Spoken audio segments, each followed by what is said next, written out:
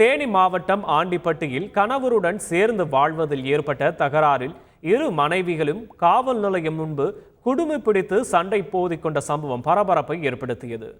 தேனி ஆண்டிப்பட்டியைச் சேர்ந்த நபர் ஒருவர் கடந்த 10 ஆண்டுகளுக்கு முன்பு பெண் ஒருவரை திருமணம் செய்த நிலையில் பின்னர் கருத்து வேறுபாடு ஏற்பட்டு அவரை பிரிந்திருக்கிறார்.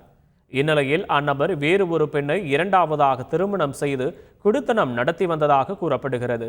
இது குறித்து அந்த நபரின் முதல் மனைவி போலீசில் புகார் அளித்த நிலையில் இரு தரப்பையும் விசாரணைக்காக போலீசார் காவல் நிலையம் அழைத்துள்ளனர்.